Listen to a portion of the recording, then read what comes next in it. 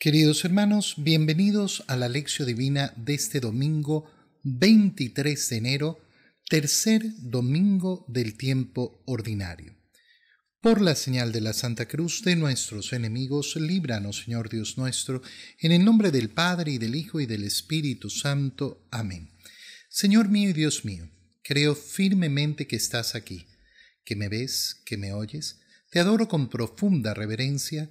Te pido perdón de mis pecados y gracia para hacer con fruto este tiempo de lección divina. Madre mía Inmaculada, San José, mi Padre y Señor, Ángel de mi guarda, interceded por mí. Como de costumbre, los domingos ya sabemos que tenemos 3 lecturas que analizar en esta oración de nuestra lección divina. La primera lectura de este tercer domingo ordinario la sacamos del libro del profeta Nehemías, capítulo 8, versículos 2 al 4, 5 al 6 y 8 al 10. En aquellos días, Esdras, el sacerdote, trajo el libro de la ley ante la asamblea formada por los hombres, las mujeres y todos los que tenían uso de razón. Era el día primero del mes séptimo. Y Esdras leyó desde el amanecer hasta el mediodía en la plaza que está frente a la puerta del agua, en presencia de los hombres, las mujeres y todos los que tenían uso de razón. Todo el pueblo estaba atento a la lectura del libro de la ley. Esdras estaba de pie sobre un estrado de madera levantado para esta ocasión. Esdras abrió el libro a la vista del pueblo, pues estaba en un sitio más alto que todos, y cuando lo abrió, el pueblo entero se puso de pie.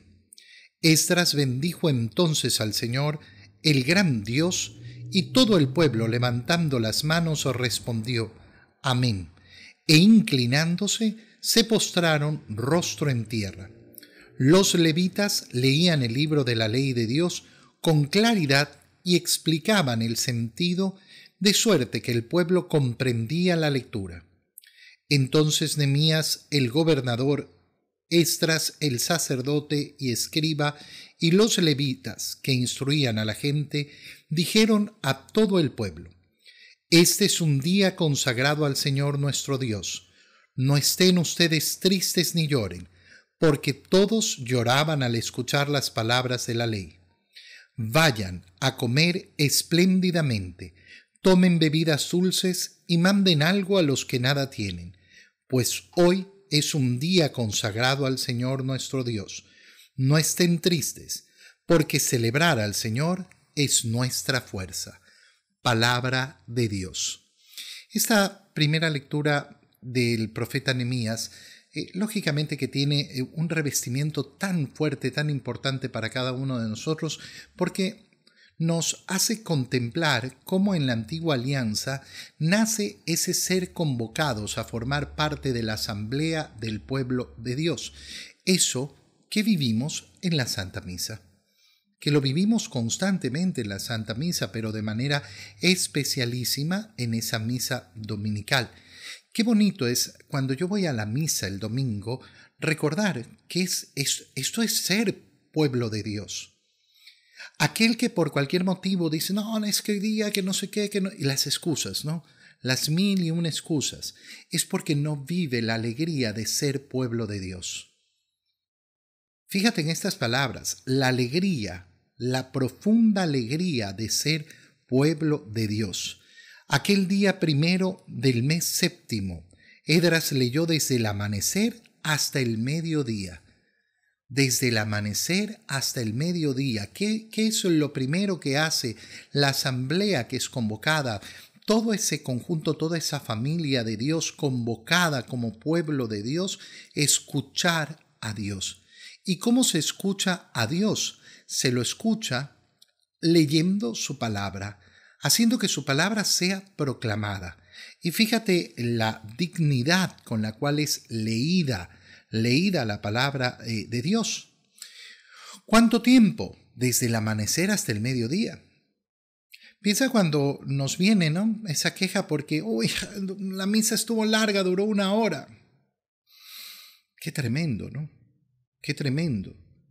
Oye, nosotros tenemos la suerte de vivir en este tiempo donde efectivamente una misa normal te dura entre 45 minutos y una hora.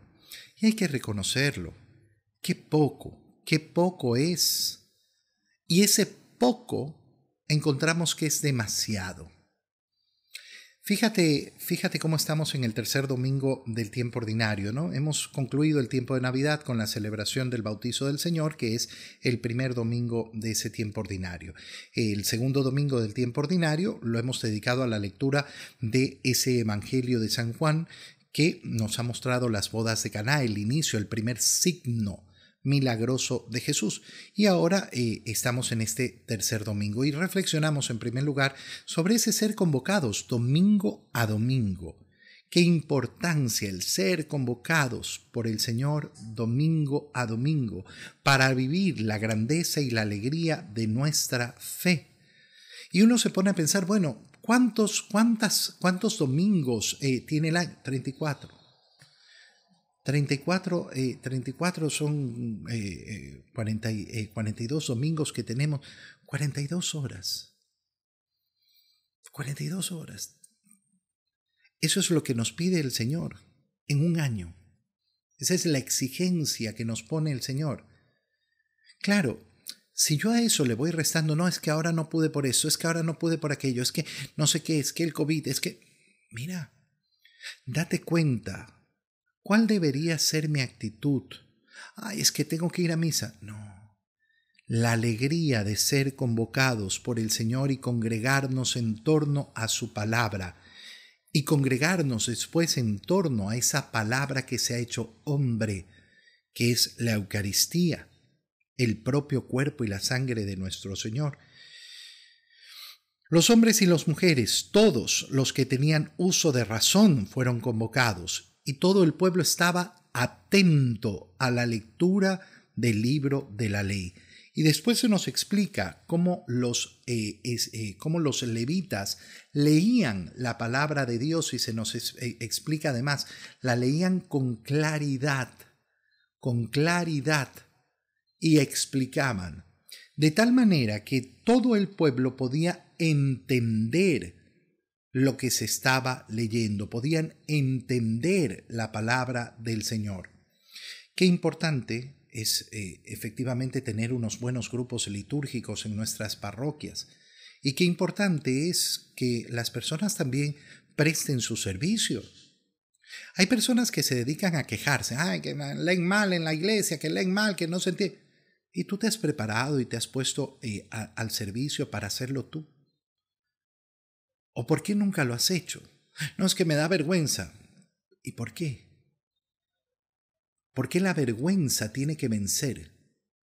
¿Por qué no puede ser el deseo de servir al Señor? Y qué bello es servir al Señor, sirviendo al pueblo de Dios, haciendo una lectura bien hecha de la palabra de Dios, haciendo esa proclamación bien hecha de la palabra de Dios, haciéndola efectivamente para que el pueblo de Dios la pueda escuchar y pueda deleitarse.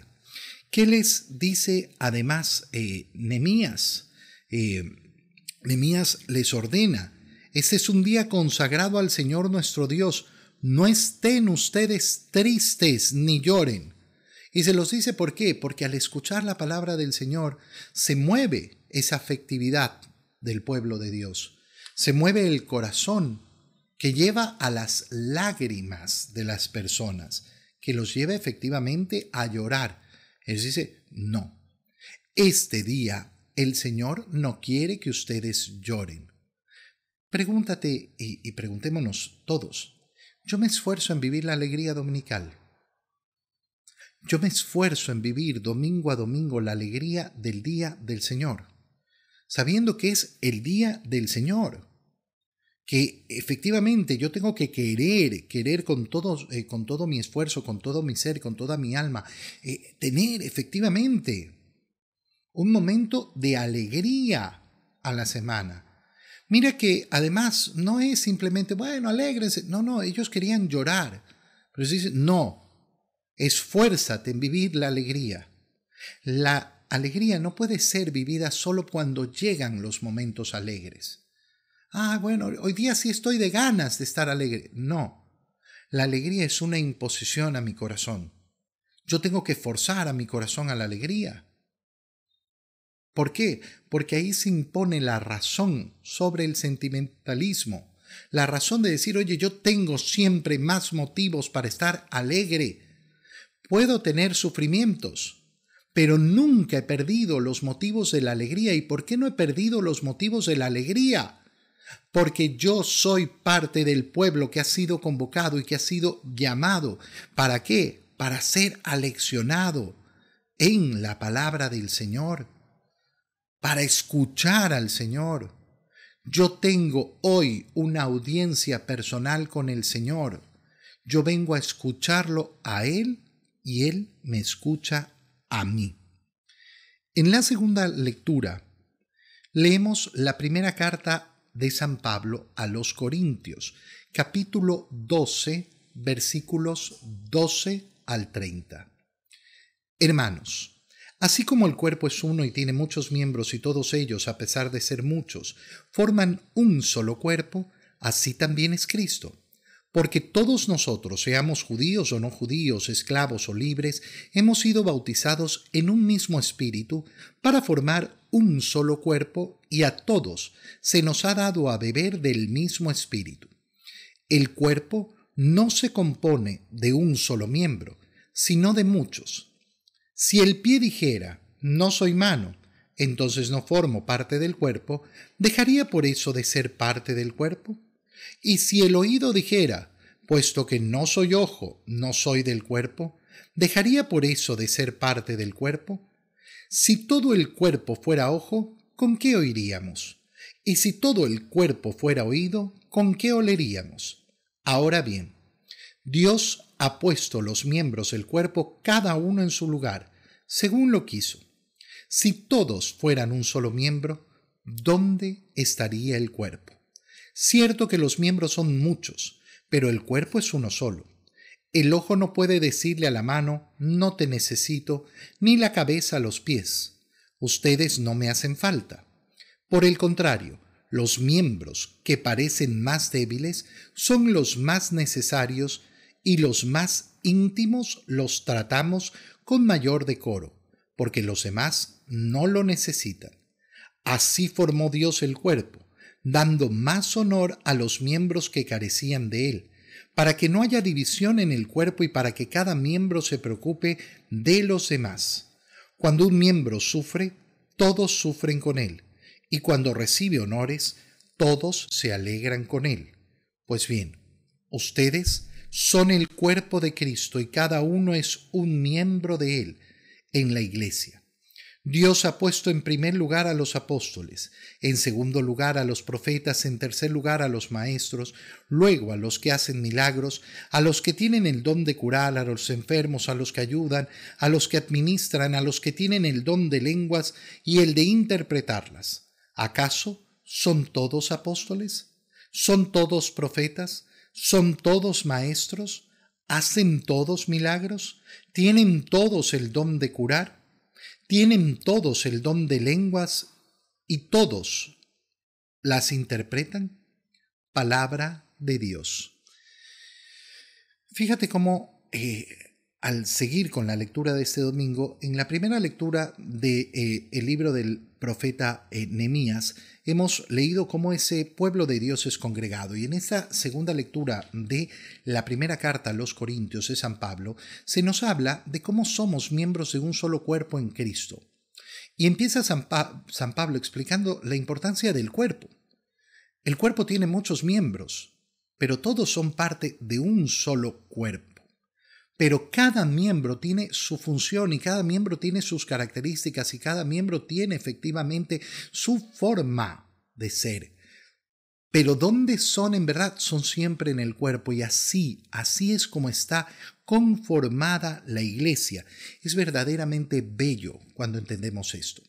Mira, la reflexión con la cual deberíamos enfrentarnos a esta lectura es a través de una simple pregunta. Yo soy consciente de que hay riqueza verdadera y profunda en todas las personas?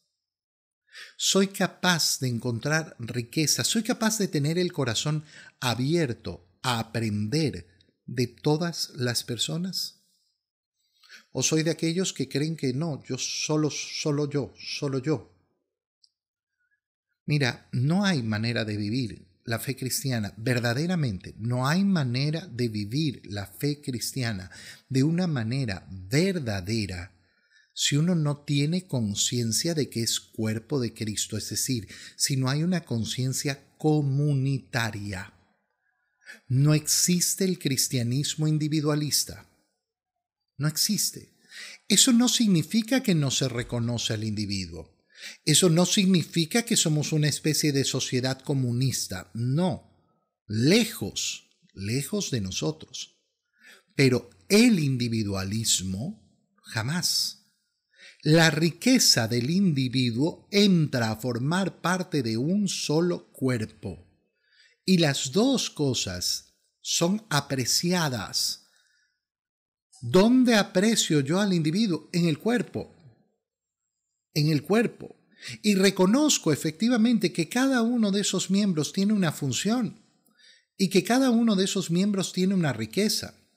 Fíjate cómo se nos está hablando de la hermosura, de la belleza, de lo que es la iglesia. Estos días estamos dedicándolos a la oración por la unidad de los cristianos. ¿Qué es lo que pide la iglesia en esta semana? En torno a la celebración de la conversión de San Pablo el 25 de enero, 8 días antes, la iglesia inicia esta semana de oración por la unidad de los cristianos. ¿Qué pide? Pide en primer lugar por la unidad de la iglesia, porque efectivamente nos reconozcamos como verdaderos miembros de una sola iglesia, que no andemos buscando formar nuestros apartados. No, es que yo soy de acá, yo soy de allá. No. Una sola iglesia.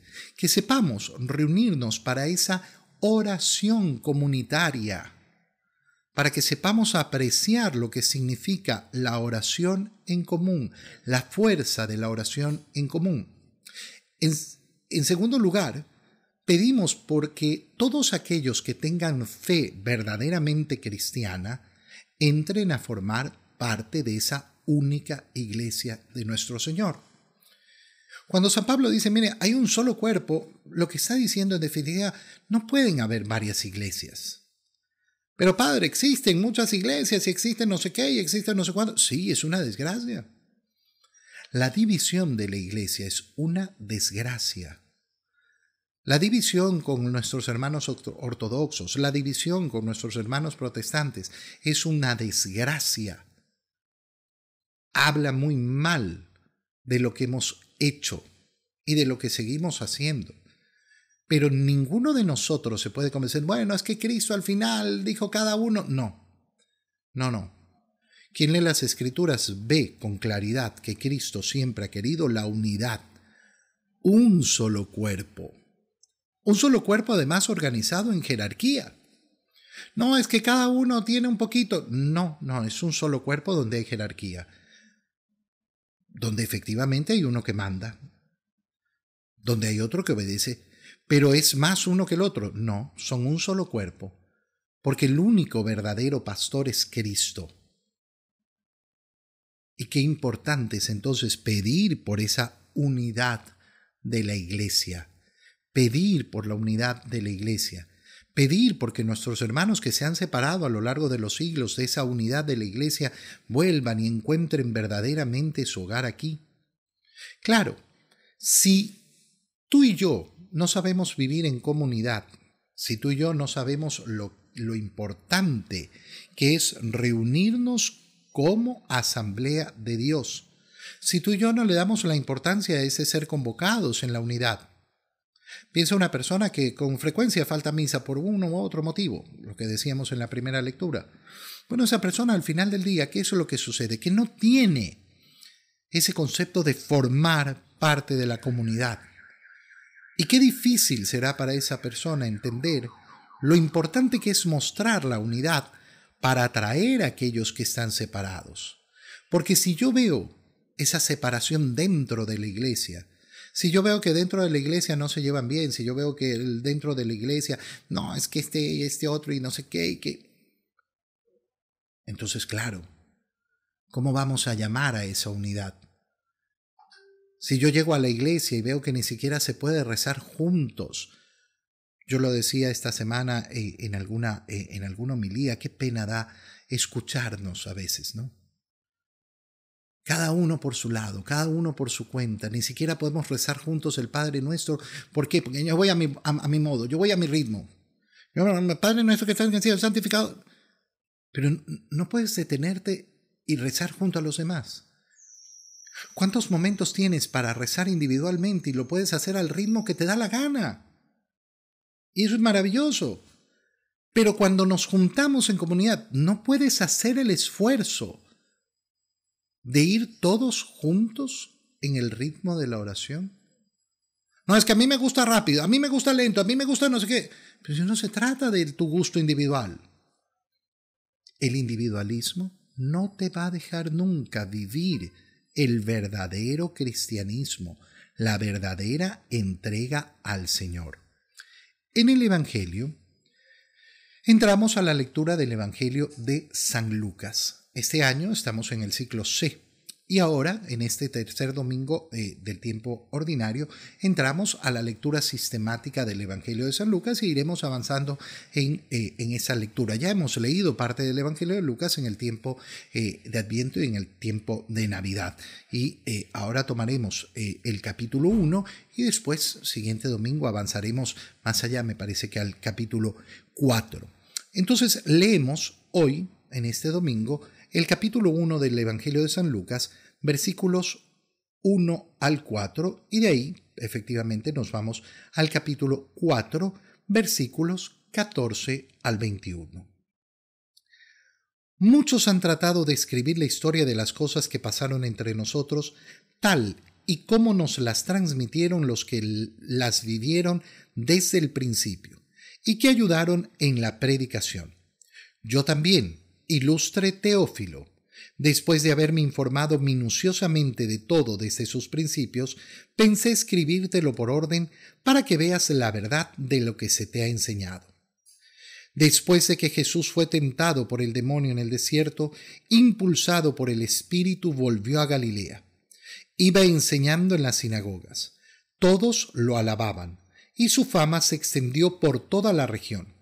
Fue también a Nazaret, donde se había criado. Entró en la sinagoga como era su costumbre hacerlo los sábados y se levantó para hacer la lectura. Se le dio el volumen del profeta Isaías, lo desenrolló y encontró el pasaje en que estaba escrito: El Espíritu del Señor está sobre mí, porque me ha ungido para llevar a los pobres la buena nueva, para anunciar la liberación a los cautivos y la curación a los ciegos, para dar libertad a los oprimidos y proclamar el año de gracia del Señor. Enrolló el volumen, lo devolvió al encargado y se sentó. Los ojos de todos los asistentes a la sinagoga estaban fijos en él. Entonces comenzó a hablar diciendo: Hoy mismo se ha cumplido este pasaje de la Escritura que acaban de oír. Palabra del Señor. Nos enfrentamos entonces a dos partes del Evangelio de San Lucas. Primero, el prólogo del Evangelio de San Lucas, que es el capítulo 1, versículos 1 al 4. ¿Qué nos dice San Lucas en esta primera parte? Nos explica por qué está escribiendo el Evangelio. Y fíjate por qué es tan precioso, tan verdaderamente precioso lo que nos dice. Muchos han tratado de escribir, Ay, ¿por qué existen los evangelios apócrifos? Porque muchos han tratado. No todos lo han logrado. No todos han logrado escribir verdaderamente inspirados por el Espíritu Santo. Muchos han tratado de escribir la historia de las cosas que pasaron entre nosotros, tal y como nos las transmitieron los que las vieron desde el principio. Yo también.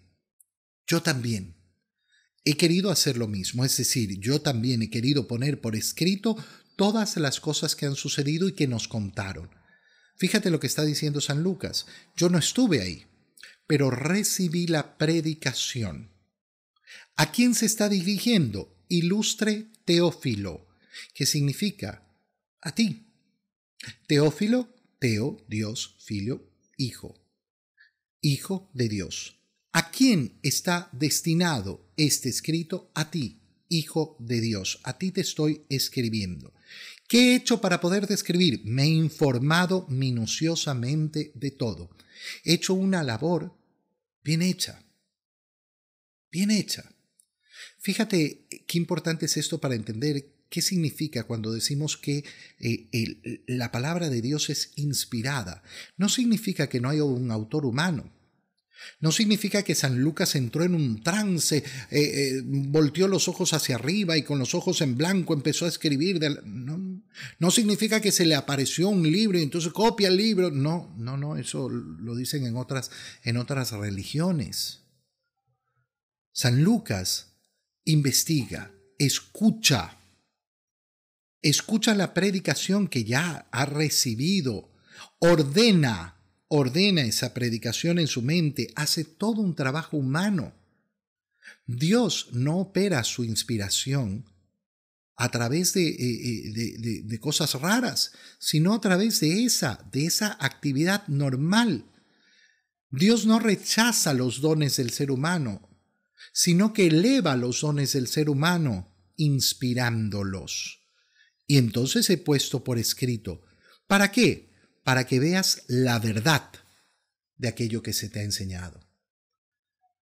¿Qué es el Evangelio? El Evangelio es la transmisión de la verdad, de aquella fe que ha sido transmitida, de aquella fe que hemos recibido. Y de ahí saltamos a la segunda parte, que es el capítulo 4, y nos dice San Lucas: después de los 40 días donde el Señor fue tentado en el desierto, después del bautizo en el Jordán, el Espíritu lo lleva a que vuelva a Galilea. Esto lo hemos estado leyendo en el Evangelio de San Marcos, como al inicio de esa predicación, después de que fue arrestado Juan el Bautista, el Señor se va a Galilea. Y nos dice el Evangelio de San Marcos que el Señor se estableció en Cafarnaúm. Y ahora Lucas nos explica por qué se establece en Cafarnaúm, porque lo primero que hizo fue ir a Nazaret, donde se había criado. El primer lugar donde va a predicar es a su gente, a los más cercanos, a los que lo han visto, a los que han estado junto a él. Y les explica entonces el Evangelio. Como todos los sábados, como era su costumbre. Mira qué importante dentro de las lecturas de hoy. ¿Qué hace el Señor todos los sábados? Cumplir el precepto dominical, el precepto sabático en el judaísmo. Respetar el día del Señor. ¿Y qué se hace el día del Señor? Se va a la sinagoga. Qué importante tener marcado nuestro corazón. Domingo, día de alegría. Domingo, día del Señor. Domingo, día en que dedico tiempo a Dios. Domingo, día en que soy convocado y me congrego junto al pueblo de Dios, no en la individualidad. Me congrego con el resto de mis hermanos. ¿Para qué? Para recibir la proclamación de la palabra y para ver cómo esa palabra se hizo hombre y se me entrega en comunión. Así lo hace el Señor todos los sábados, cumple efectivamente. Y se puso de pie para hacer la lectura, igual como lo hemos visto en la primera lectura. Igual como hemos visto a Nehemías hacer la lectura, igual como hemos visto a los levitas, así lo hace el Señor. Le dieron el volumen del profeta Isaías, lo desenrolló y encontró el pasaje en el que estaba escrito: el Espíritu del Señor está sobre